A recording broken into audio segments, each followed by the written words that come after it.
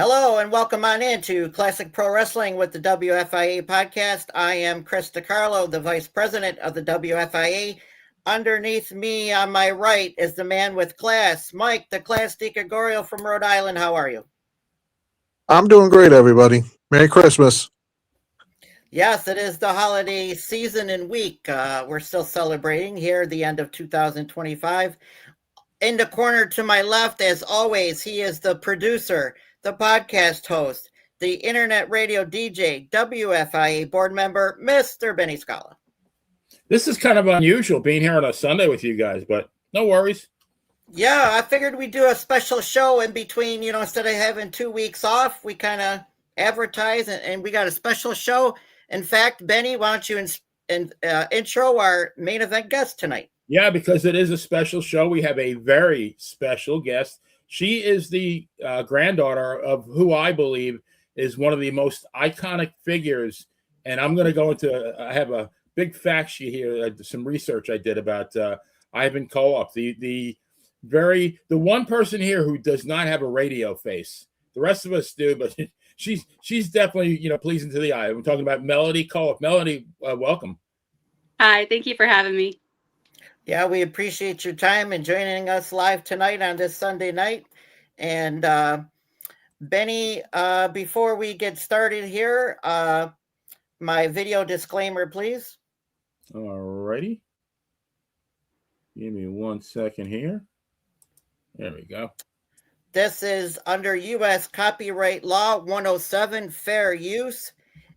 These videos are from my own personal collection. I do not rent them. I do not sell them to nobody.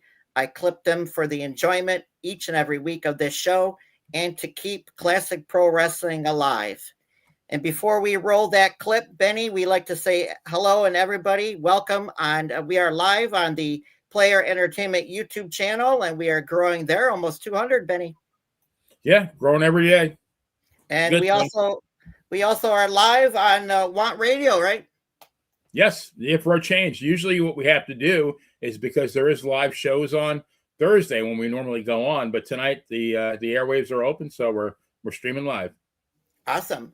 And because of our main event guest here, Melodie, I did a classic clip, some early footage of your great-grandfather, the Russian Bear, Ivan Koloff. Benny, please roll. With pleasure. The big knee of Koloff. Koloff now with a big scoop slam. Oh, he bounced off that mat. Koloff going up to that top rope now. He's up against the top. Oh, down with that big Russian leg drop across Sammartino. No! Oh, you can hear a pin drop. First time ever. We got a new champion. Sammartino pinned in New York City. I can't believe my eyes. The crowd. Being inspected by our referee, Charlie Smith, is the Russian strongman, Ivan Koloff, who at one time was the world champion. That's right, and he's out to get Mascara's belt. His opponent, Gama Singh, hailing from India, one fall.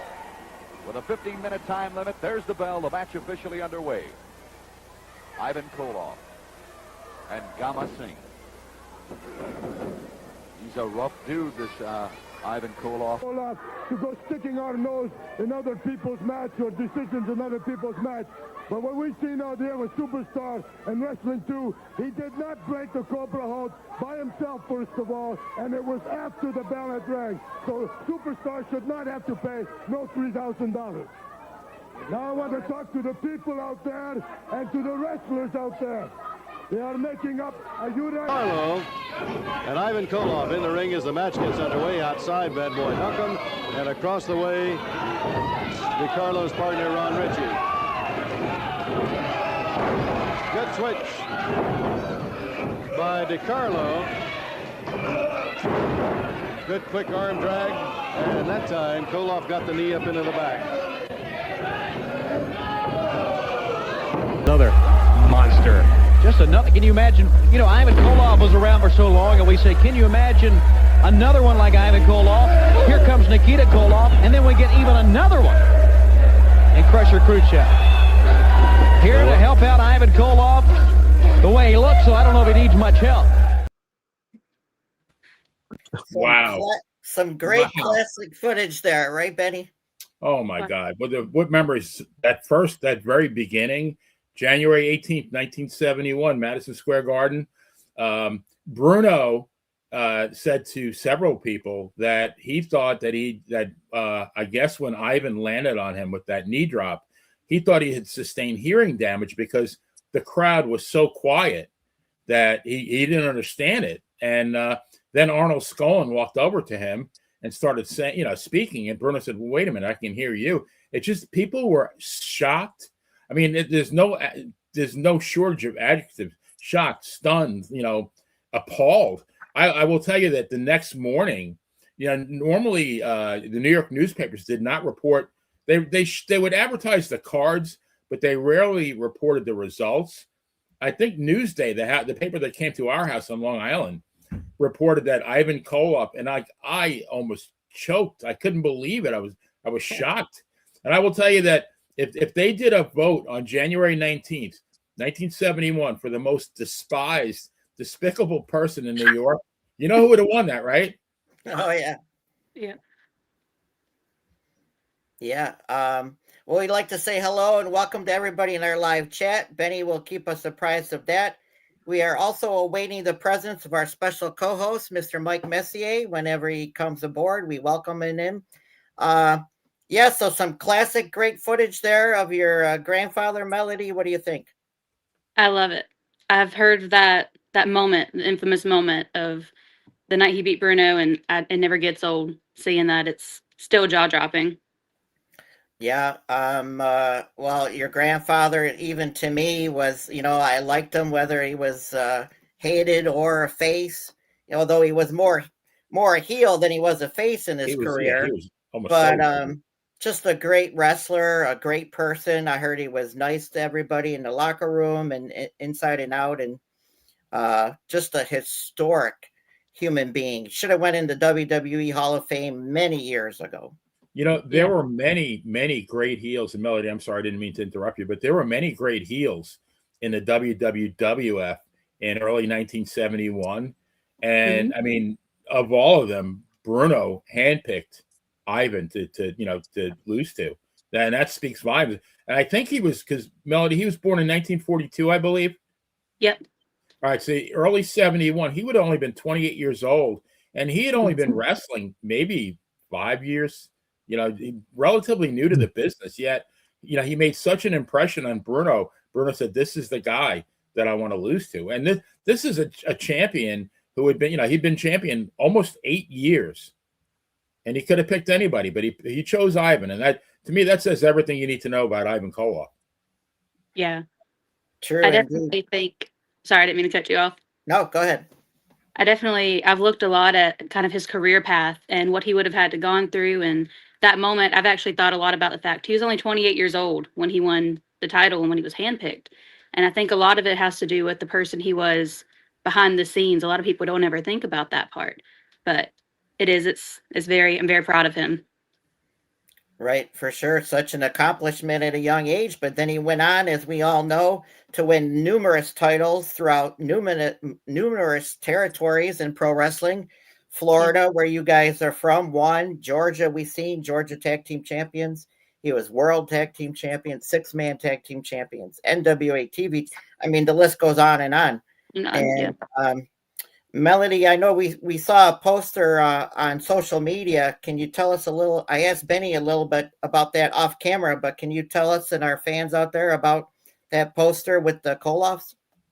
So the Koloffs are getting back together. The family is going on a reunion tour starting March 21st. We will be in New York. We'll be at the big event there. And then so far, the confirmed dates are March 21st in New York. Then we will be in Florida on April 11th. I forget the name of that one, but it's going to be on all of our social medias. And then we'll be at WrestleCon in Las Vegas on the 17th and 18th. Wow. Awesome. Yes. And I know being a part of the WFIA, Wrestling Fans International Association, there's Waterloo, Iowa in July.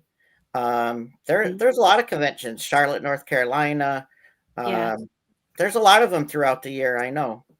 Yep. We got a big group, so getting all of us is going to be the challenge, getting us all together, but we're working very hard on doing as many as we can. It's important to us. Yeah, And that's awesome. Mel- Well, of course, we'll promote it here, right? Go ahead, yeah, Benny. absolutely. Is the primary focus to you know, you and I have chatted you know, off screen a bit. Is the primary focus to, you know, kind of perpetuate Ivan's legacy? It actually was two separate thoughts. The whole idea of the Koloff tour is just to create a legacy around the Koloff name, getting the band back together and having some more good times, create more memories in a new light. I think Nikita mentioned maybe bringing his daughter along, kind of towards a new generation, reaching a new generation of fans with this Koloff name is kind of the importance of it. But I was approached by it, and I said, well, this goes perfect with what I'm trying to do. I would like to make the Ivan Koloff legacy a name as well. And so Ivan Koloff is more than just the Russian bear to me. It's a legacy. And I would love for people, this new generation, to be able to see that side of him as well. That's very good. That's a good idea because, I mean, like me, I was born in 75, but been watching wrestling since 1980. I was 5 years old. So, yeah, a lot of these new fans don't even have a clue about such great classic wrestling that we try and promote and relive here each and every week. So, you know, Chris, that's such a very good point. And I think, you know, with Melanie doing this, I get in endless arguments on Facebook because, you know, people will say, well, who's your top 20 of all time? And I'll see guys like, you know, the Boogeyman and Papa Shango and Coco Beware. And I'm not disparaging any of those guys, but when you have that and then you don't have an Ivan Koloff or a Spiros Arion or, you know, any of the greats, you can almost kind of tell how old somebody is by that list that they make. And, you know, it's just most people remember Ivan, maybe if they were old enough, they remember him, you know, from the Carolinas and JCP, but he has he goes back to the mid 60s. And I mean, maybe I won't do it right now, but I have like I said, I have an Ivan fact sheet. I'll tell you one thing though, from 1977 until 1989, which is a span of 13 years, he held a title every single one of those years. Now, how many wrestlers could you say that about that held a belt for 13 years in a row? I don't think too many. Not many at all. And as we've seen there, he was, of course, in Eddie Einhorn's IWA out of the Carolinas. They're 75, 76. Not a title there, but still a force to be reckoned with in that promotion as well. So, you know, Mike the Class, question for Melodie.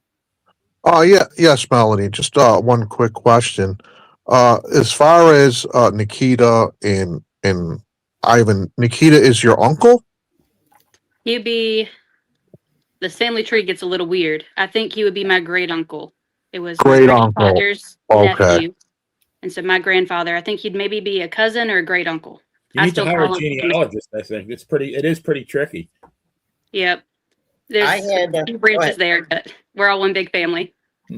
Yeah, I had Nikita on I was on a podcast first before this one. I had Nikita on, such a great guy. We still talk on Twitter and email. And Benny will have to reach out to him to come promote this too as well, to have Nikita on. But actually, Melodie, in a couple of weeks, we're having Vladamir Koloff on. Oh, really? Yeah. Friend of mine, Rick Del Santo, had him on his podcast, and he's going to come on this show January 15th, Thursday night with us. So that should be entertaining, and we'll, of course, promote this. Awesome. That'll be a really nice treat. That'll be awesome. Yeah. Now, what can you tell us about him? Because I'm not too familiar with him, but I know he was in Smoky Mountain in '92 and a couple other territories before that, but not like, you know, Nikita and Crusher Khrushchev, though. Benny, as we know, was really Barry Darsow, right? I think he had more gimmicks than anybody in professional wrestling. Him and Brutus Beefcake, I think they're tied. Yeah, See, really. Vladimir, I'm not too familiar with Vladimir as much as my mom. She traveled and did autographs with Vladimir when she was a kid, and actually real close and goofed off because he was goodness 40 years younger back then. But yeah, much about what I know about him. I'm excited to meet him. I've never met him before, and Most of the videos I see are VHS tapes, and they're all pixelated, so you just see three bald guys running around. But I don't know too much about him, and I'm super excited to meet him. I know he's a great guy. Yeah, I heard great things. He seems like a good guy, and we'll find out here Thursday night, January 15th in the new year. And Benny, what else you got for Melodie? Yeah, well, I want to make a comment first because we had Renae is your mom, right, Melodie? My grandmother. Oh, that's right. I'm sorry. I see you. Yep. Like that family tree is okay. So we had Generation gap right there. Yep. Yeah, I'm sorry. One of these, I'm gonna trace out the family tree. They're gonna have some spare time. But yeah, she was on Dan and Benny in the Ring a couple of years ago, and she was. It took me a whole year to get her to go on the show. She was very reluctant to do it, but she was one of our favorite guests. Just a nice Christian woman, and but she told me something that whenever Bruno called your grandfather, that your grandfather was like a 12-year-old kid because Bruno was his hero. And when I heard that, I'm thinking like, man, when you watch those two guys in the ring, I mean, it was so believable that these guys are beating the living hell out of each other. And here, I mean, they had this really, really good friendship. Yeah, I mean, it was very endearing to hear that. Yeah, I think it's a testament of how good they were at their jobs, truly, because you would never know that my grandpa was essentially a little bit marking out, I guess, over his hero. Nothing wrong with that. I mean, but the question I had was, what was your grandfather's greatest accomplishment in wrestling, and then what was his greatest accomplishment in life? That's a really good question. I think in wrestling, I think that moment stood out to him. Obviously, he had so many more, and I think the initial answer he would have would be that moment in New York. That kind of, I don't want to say carried him, but it gave him momentum for the rest of his career. That's a big moment to have that memory stay alive for that many years. But I think his greatest accomplishment in the wrestling career not simply was just that moment, but the longevity of it. The fact that he'd always say, I'm just happy people remember. I remember him saying that every single time a fan came up to the table. I think his greatest accomplishment was making an impact on these people's lives further than he ever could have imagined, more than just one night, more than a year, more than a decade. It expanded decades. And I think that was something, not that he was necessarily proud of, but he felt accomplished in, for sure. I will tell you this. I don't think I've ever seen a professional wrestler interact so graciously to his fans as I saw him do that. Yeah. Now, as far as his life, I'd say definitely having a family, putting Jesus first. When he got saved, his life changed around a good bit. It completely changed the course of his life. And I think that's a testament for our family and how our family was. We were a very close, tight-knit family. He was my best friend. And so I think that would be his greatest accomplishment, was turning his life around and still being a part of his career and just how he lived the rest of his life. I think he was just a very happy man. That's awesome. Now, I think, do you know exactly when he actually retired, Melodie? I believe it was sometime in the late 80s. But I recall even as a kid him wrestling in little indie matches. So that was just every weekend he went. So it wasn't like he was retired to me. Yeah, I mean, I think for sure he was a part of in WCW on Slamboree 93. So I think it was well into the 90s at some point anyway. Yeah, I mean, like I said, even until the 2000s, that man, for as long as I can remember, if he could stand in a ring, he was in a ring. He loved it. Yeah. And he was on top for so many years, wherever. I mean, he was all over the place. I mean, he was in the AWA, he was in the WWF, he was in Mid-Atlantic, he was in Florida. Even now, in 1989, I think he would have been 47. He won the WWC Puerto Rican title. So, I mean, 47 years old. Most guys are retired, or if they're not retired, they're pretty much, they're on their last legs. I never saw an Ivan Koloff match where he slacked off for even a half of a second. He was a machine always. Yeah, that's what a lot of the wrestlers called him. So many guys that I talked to, man, that bear was a machine. Red was a machine. Like, that word gets used quite often. I love it. Never. It just was like a forward tank with one gear forward, and that was it. That classic Russian coat that we seen him on the interview from 1980. Melodie, where is that coat? I don't know. I've got a lot of his stuff, but I've got more of like the grandpa stuff. I've got like his chair that we sat in. I've got the t-shirts that I slept in, like he slept in.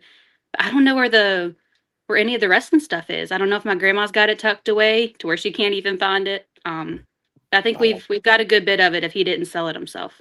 It's somewhere. Wow. And there's Mike. And here is Mike, our special co-host, joining us tonight. Better late than never, Mr. Mike Messier. Welcome. Yeah, thanks, guys. Sorry I'm late. I had some technical issues, but good to be here and see everybody. That's okay. We're just firing questions at our special main event guest here, Melodie Koloff, the granddaughter of Ivan. I'm sure, Mike, you got some for her. Yeah, I was lucky enough to meet Ivan Koloff, and what a nice gentleman he was. And Awesome. yeah, I got to see Ivan Koloff. I believe it was Mount Airy, North Carolina. It was outside of Greensboro. Mhm. And Ivan Koloff had a tag team match with a guy named Tim Blaze against a couple of local heels, and it was billed as Ivan's retirement match. And in his own retirement match, Ivan turned heel on his partner and backstabbed his partner. Wow, that's great. That's And class. apparently this was Ivan's 6th or 7th retirement match that year, and he had 6 or 7 more retirement matches the next year. Yeah, that kind of goes along with what I was saying earlier. I don't think that man ever truly retired. Yeah, No, I was telling Mike, I was telling Melodie here that he was in WCW 93, so I think he retired sometime in the late 90s, I would say. I don't know. Well, my partner, Nikita Brezhnikov, now I think he did mainly with Nikita, Nikolai Volkov and the Iron Sheik, but I believe he worked with Ivan as well. And I think he wrestled in the Indies well into his 50s. Yeah. I see. When I was born, he was in his 60s. So, he was even wrestling up until I was a preteen teenager. Wow. So, yeah. Melodie, did he ever say anything? Because, how many of these wrestlers, like Ric Flair, came out of retirement? It was atrocious. About 3 years ago, I think he was 74, and that didn't work very well. But what did your grandfather ever say? Like, there's got to be something about professional wrestling that once it gets in you, that it never leaves. Because how many wrestlers say they're going to retire, and then some of them they stay retired longer than others. I think Shawn Michaels retired maybe for 8 years. I think he has the record. Terry Funk had like 9,000 retirement matches, but did he speak about that? Like the how powerful of a grip that pro wrestling has on you that you just can't get it out of your system? So my family calls that being bit by the bug. And so many wrestlers, you hear that phrase, I was bit by the bug, and this is when it started. And I think I think when you're passionate about something, and something I truly love about the wrestling industry as a business and as an art form, these people are passionate about what they do. It's something you can't be in if you're not truly passionate 100% in it. And a lot of people, they realize it early on, and that's how they get out. But you've got these people like my grandfather, who once they're bit by that bug, they live, breathe, and speak it. It's their whole life. But So, it wasn't an easy job. No. I did a podcast about 3 years ago called Grappling with Canada, and I did some research on your grandfather. And I think at one point, from like the early 70s to the mid 80s, 14 years in a row, he wrestled over 250 matches a year. And that was probably understated because, record keeping in professional wrestling, it's not like Major League Baseball. There's really no, there are some statistics, but they're not 100% accurate. I'm thinking, if anything, it was more than that. And, these guys, it was, those rings back then were very hard, a lot of injuries. And, back then, I always said there's no PTO in professional wrestling. They got hurt, whatever hurt them, they patched it up and they went to the next town because, number one, they needed the money. And number two, they didn't want to lose their spot. So it could not have been easy for them. No, I remember growing up, I have the unique perspective of I never got to see him wrestle in his prime or anything like that. But it was a testimony to see just what he had gone through, to see him get up in the morning and he's in pain, so much pain. And there's a history with drugs and alcohol there. And he quit it all cold turkey. So taking ibuprofen if he has to, anything to get through the day. But he was in pain all the time, but he was still such up in spirits and such a great man. But I mean, his ankles were the size of trees. Like they were broken and busted. He really had trouble walking, even like scratching his back. I had a fan come up and tell me a story about they had to get something out of his pocket because his arm physically wouldn't reach back to his pocket. And like he was just really beat up, but it never bothered him. It's what he loved doing. Right. Mike Messier, question for Melodie. He's muted.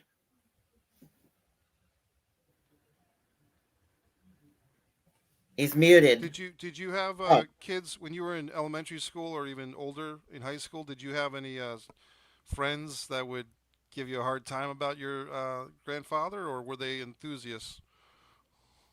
Definitely my mom, they were a bit harder. She was voted in high school most likely to become a professional wrestler. And she's a singer, so that's completely far left from what she does. But when I was in school, in elementary school, I'd go to like all the pizza bingos, and it turned into an Ivan Koloff fan sign event because people be wrapped around the cafeteria waiting for Ivan Koloff's signature. And so every time we had a school event or a concert, he brought his briefcase and we signed autographs pretty much. So they knew what I did, but none of the kids knew who he was. High school, I kind of slacked off because he had just passed away. And so nobody knew who he was, what he did, and I kept it that way. I was struggling a bit, but yeah, definitely in elementary school, people knew who he was, and it was really cool to see their parents interact with him. Besides your uncle, or I'm sorry, your grandfather, because in the business they always call him Uncle Ivan. And did you ever meet Nikita Koloff? Did he ever come by the house? Yeah, so I've met Nikita numerous times. He actually performed my grandfather's funeral. And so that was probably the most interaction I had with them under terrible circumstances. But I remember the first time I met Nikita, I did not know who he was because he had hair. Oh, yeah. And so I'd seen him on these videos. He was bald, and I was like, Papa, who's that dude? Like, why is he coming up to you and smiling at you? And he goes, baby, that's Nikita. And I was like, oh, I didn't know that's who that was. He's a great guy. He's always been part of our lives. I remember talking to him on the phone twice a week, 3 times a week as a kid. So in a wrestling sense, nephew Nikita would be your uncle, I suppose. You know, I've sat and I can't think about it long enough. My brain hurts. But I call him Uncle Nikita some days, and there you go. A big happy family. Did you ever have an interest in professional wrestling yourself as a profession for you to get involved in, or what did you think? Now, if you'd asked me when I was a kid, and with me and my sister, we were like professional wrestlers to each other. But now that I'm older, definitely the business side. I'm quite immersed in that, but never in like the physical ring aspect. I think seeing what my grandfather went through, being in that much pain, definitely would scare you out of it a little bit. Yeah. But I love the business side of it. I love the psychology. I love the marketing. So I'm all immersed in all of that. What are you doing now in your life? Like, what's your life like today on a normal weekly or daily basis? Well, a lot of it is legacy work is what I call it. Trying to make Ivan Koloff's name go as far as I can and share his story, share his roadmap for success. A lot of that is his principles and how he was in day-to-day life, what he taught me as a kid growing up, some good morals and principles, and sharing that to the wrestling industry. So that's what I mainly work on, starting up some Ivan Koloff shows in different territories and stuff like that. But I also work with independent guys, helping them social media market. And so that's pretty much all I do every day. At one time, I believe Ivan was featured in those Legends of the Ring action figure line, which was from the Toy Vault in Rhode Island, actually, because I lived right where that group was, and they had like Ox Baker and Ivan Koloff and Tony Atlas and the original Sheik. And the cool thing with those figures is they all had like a bloody version and a non-bloody version. Yep. Are you familiar with that series? Because I'm pretty sure Ivan was in that series. I've got the bloody version in my room, actually. Yeah. Yeah, talk about, I mean, your grandfather's forehead had to have been something to see because of all the times he got cut open over the years, right? Yep. There was one dent right in the middle of his forehead. And I always asked him, I was like, what happened? And think about my grandfather. He had a wild story for everything. So I don't actually know if it's true or not. But he told me pretty consistently that an ice skate had been thrown at him somewhere up in Pittsburgh or Pennsylvania, somewhere up there. Some fan had gotten mad and threw an ice skate at him. and it cut his head open. And so he Wow. put a Band-Aid on it and kept driving. And That's it just kind of stayed like that. That actually sounds very believable. Yeah. That's what I thought too at the time, but there's no telling with him. Fans were crazy back then. Unfortunately, that does sound believable because he was such good at his job, right? We talked about playing the heel that some fans really, bought into it way to the extreme. He told me stories of people trying to flip his car, and I've heard people tell me that story is actually true, trying to flip his car over. Even I've had people curse and cuss him out at our dinner table, and then he'll smile and laugh and say, "Thank you so much. That meant the world to me." That's just, he loved it. It egged him on. That was his job, and he was good at it, and he loved it. Well, a question, Mike, to class. Well, as far as like the legacy and what you said you do marketing, you said you also work with indie wrestlers too. Can you tell us a little bit about that, the marketing side of it? So my grandfather actually instilled the psychology of wrestling into me, going up and down the road to like little fan sign events, and I got immersed into it. I love business. And so now that he's passed and I'm immersed into indie circuits around me, especially in North Carolina, I kind of have worked my way into seeing all the little parts of what makes a wrestling match happen, or how they use psychology in a marketing sense. So even like their social medias, what time of day is better to post, what type of material is better to post, and how to get it to reach other people. Because in this day and age, we don't have a newspaper. We don't have people paying $2 for a ticket. Everything is so online. We have to kind of utilize that to our advantage. So I've worked with a lot of independent promotions, especially in North Carolina, some in Tennessee, some in Florida, a lot of it in Atlanta right now. And I just like helping these guys be the best they can and see what we can do with what we got. Yeah, that's awesome. And go, Mike Messier. Well, you mentioned the Carolinas. A few years ago, I believe Billy Corgan's NWA did a reboot of the Crockett Cup I believe it was in North Carolina. They've done a few Crockett Cups. And of course, I believe Ivan and Nikita tag team for the very first Crockett Cup. And I want to say, Ivan Koloff and Vladamir Pietrov, who was another trainee of Ivan, did the '87 Crockett Cup.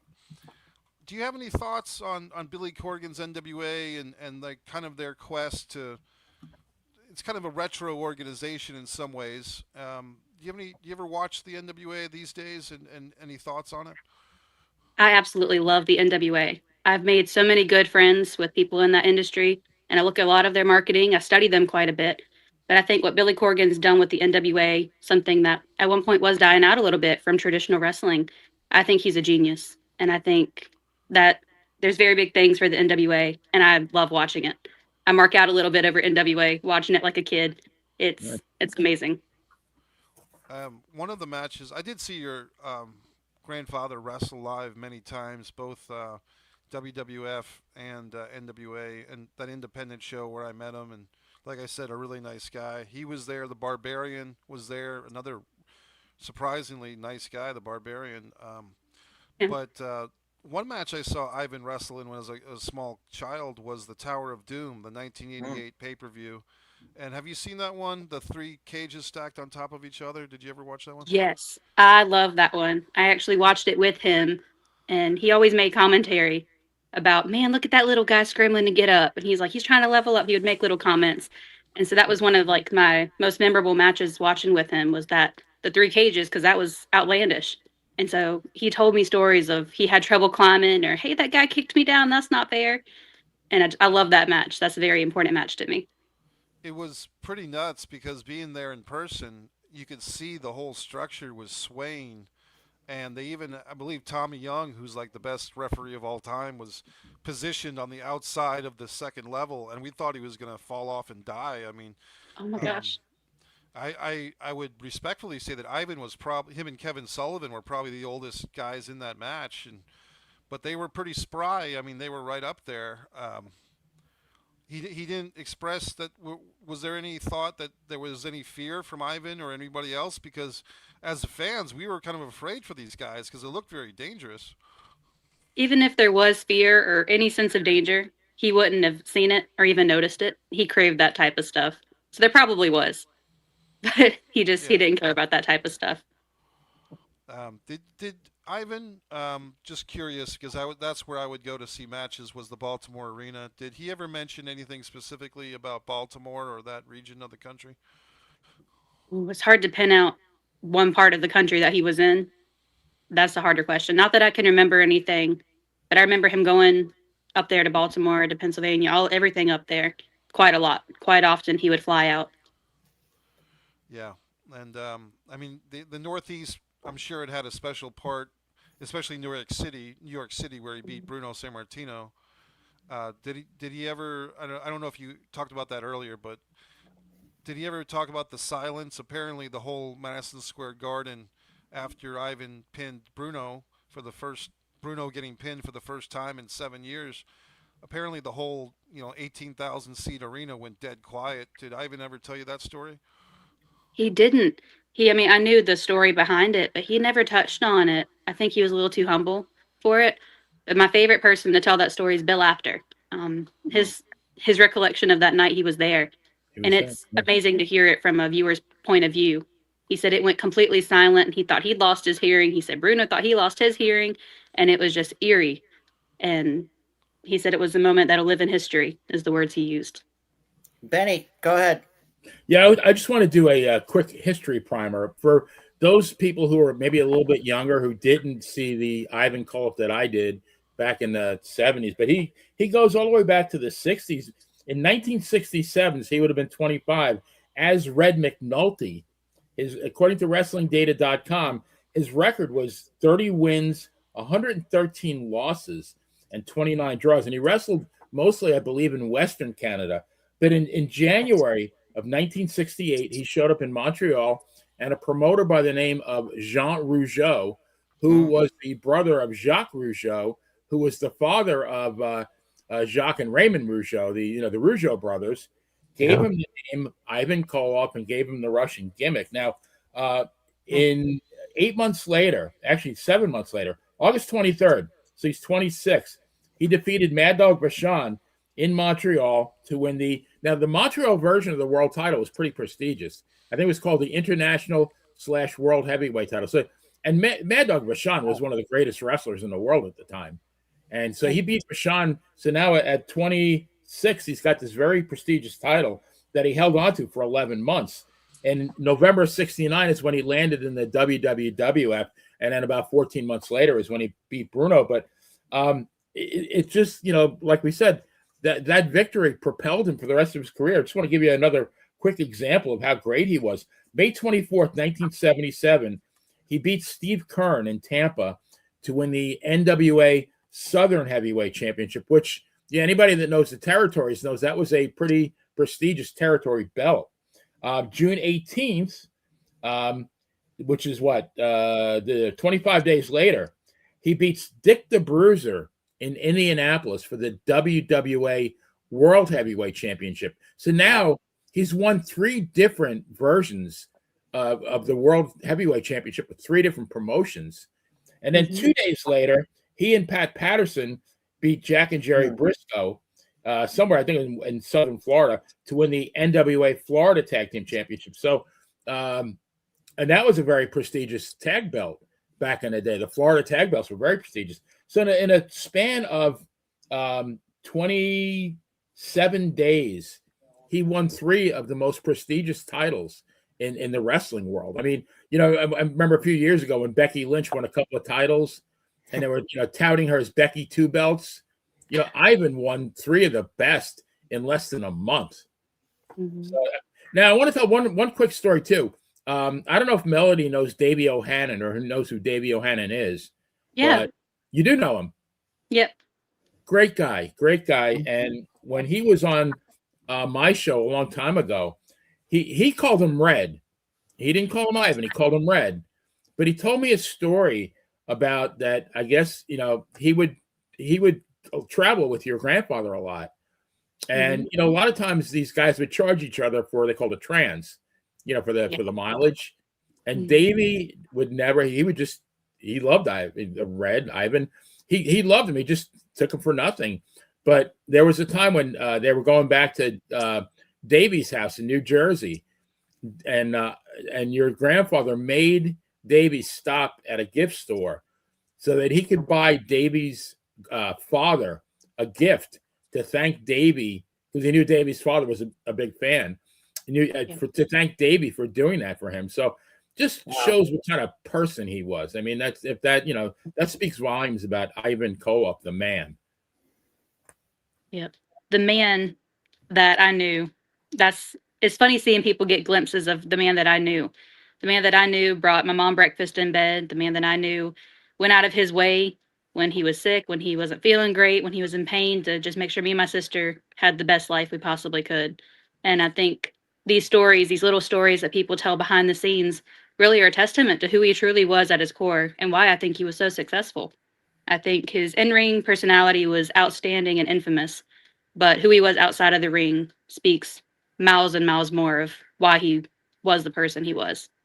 I think Ivan Koloff was he did okay as Red McNulty, but Ivan Koloff, I think, was the perfect gimmick for him. Yeah. And he totally embraced it for how many years? For the rest of his life. Right. Yeah. Yeah. Especially in Mid-Atlantic 1980. He had that red shovel too. He would have in the ring and in promos.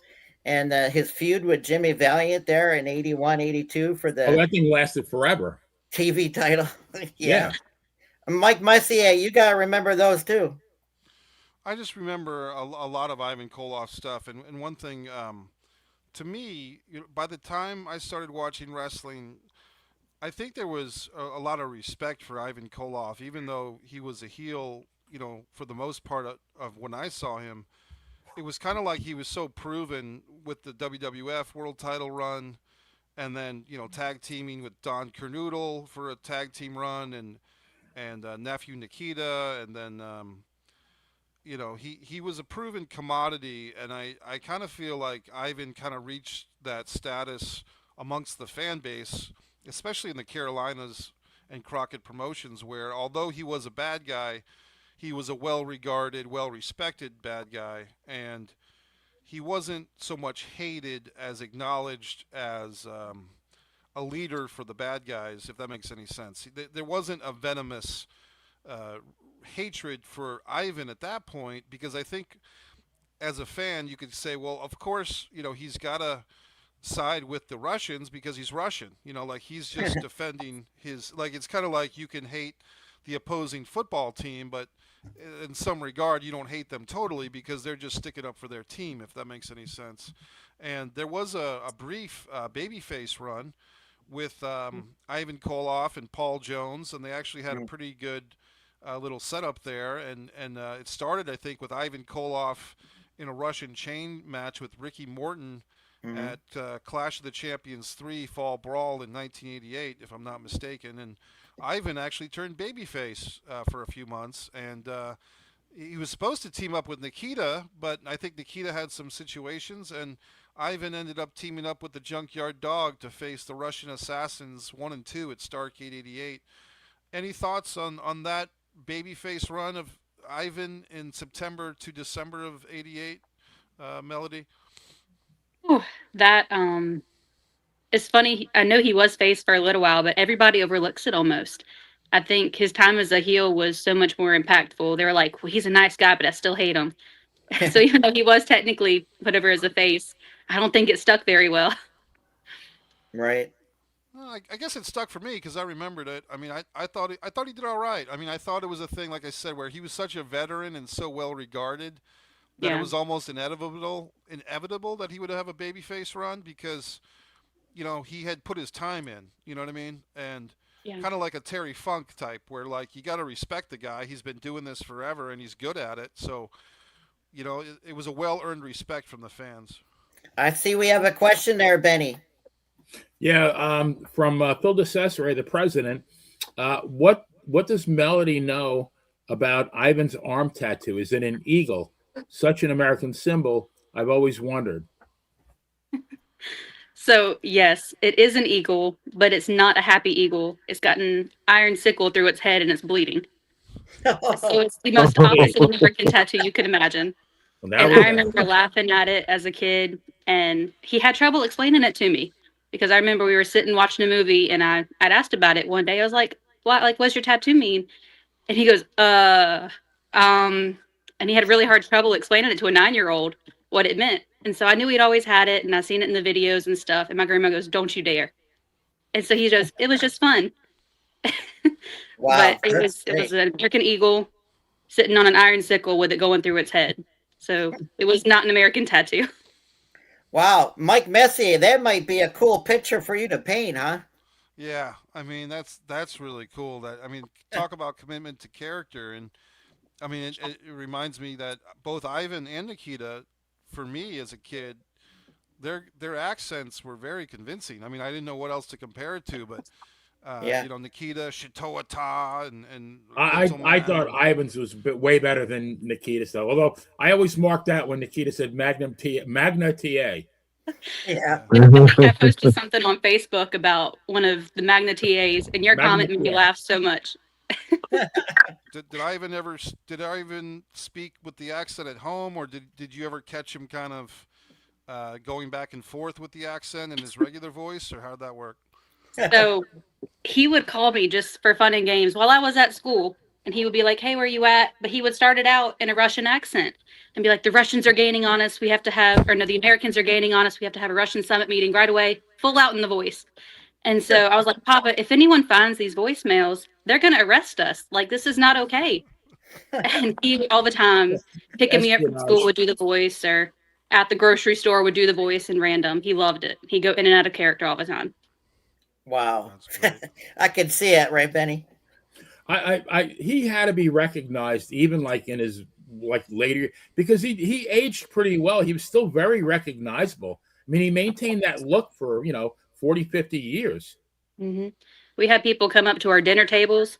I mean, it was just a common Tuesday night to be eating at the Cracker Barrel, and somebody, "Oh my gosh, are you Ivan Koloff? I used to watch you." And I mean, we knew you just sat through it and smiled and waved, and we kept eating whatever we were eating. And then afterwards, he acted like nothing happened. He just loved it. Wow. Well, that's great. I gotta say that, I say that to a lot of people, and it's kind of like our motto here is that not that we have extra money to pay anybody to come on this show ever, but like, if it wasn't for us fans, right? All these years, who would a lot of people be? And that's so awesome to hear that your grandfather was like that to any fan at any time over all those years. Yeah, he never turned anybody away. He said, "I'm just happy they remember." I wish I could put that phrase on a t-shirt. He all the time said, "I'm just happy they remember me." Because in his head, he was like, "I'm this bad guy. Why do they like me so much?" And he loved it. There you go. Something, Benny. Go ahead and read that. Yeah, this is from Lawrence, all the way from Australia. Melodie, what advice do you have on the business side of pro wrestling for people like myself that have a passion for that aspect of pro wrestling? See, if you're talking about like the business side of pro wrestling that you're wanting to get into, study it. Look at every single thing, what people have done in the past sincerely helps the people now. And I'm a little biased, but I think that people like my grandfather were the founding fathers for what people are now. And so you can copy and paste the same structure. They've got different names, but a lot of what they do, the same tactics, they're still all here, and it's an art form. And studying that and what people like, what people don't like, what they hate, what pushes them, making people feel real passion is exactly what makes this business go so far. And even people like Triple H have kind of banked on that. They kind of pull back the curtains a little bit, which kind of breaks the kayfabe thing, which some people don't like, but it's a business in the same sense as an art form. And so I think looking at that and seeing what motives you can recreate now to bring real wrestling back is something really, really important.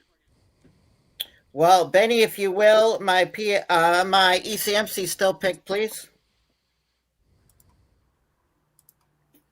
Each and every week here, we will mention this. And unfortunately, our friend locally, Mrs. Robin Restaino, just had eye surgery. She's doing okay, but our prayers and thoughts go out to her and John.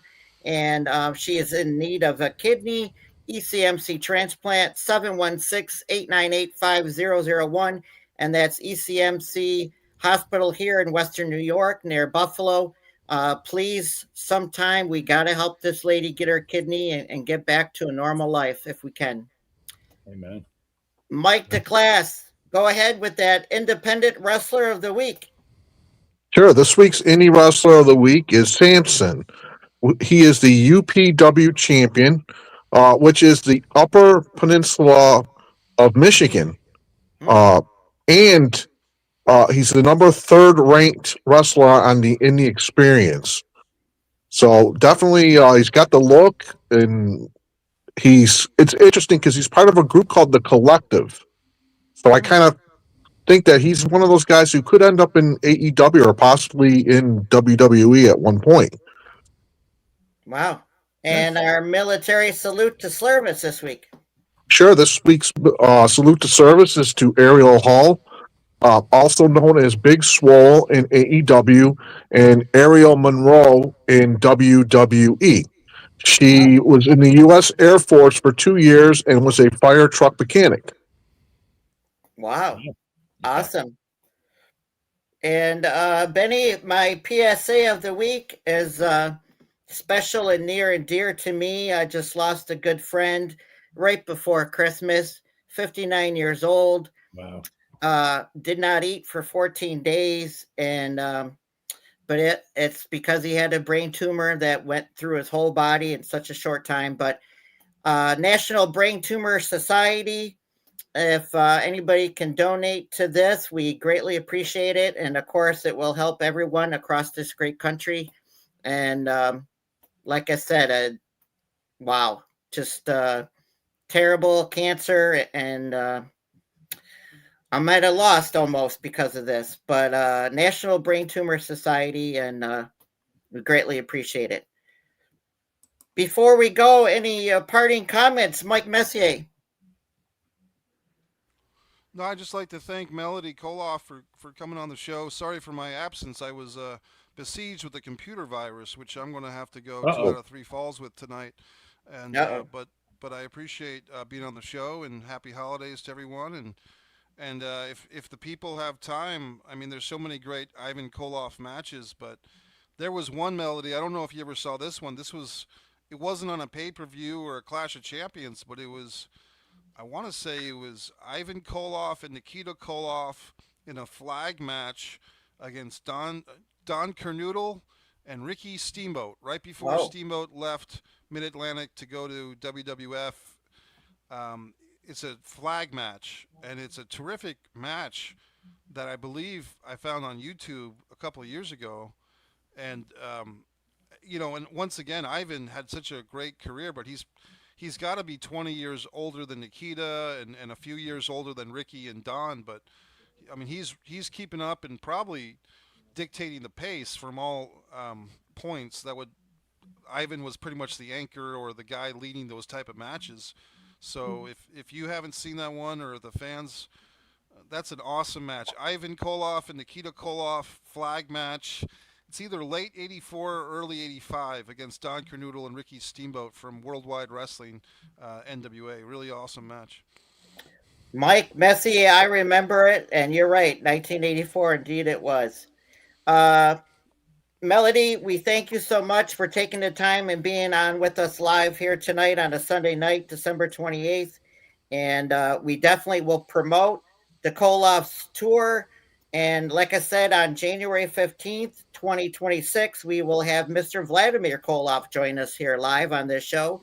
So we're definitely going to educate the people out there about your grandfather, the Koloffs, and of course, classic pro wrestling. Awesome. Thank you so much. I hope you enjoy talking to Vladimir, and I'm looking forward to seeing a lot of people at the Koloff Reunion Tour as well. Awesome. Well, we appreciate you. Guys, Happy New Year.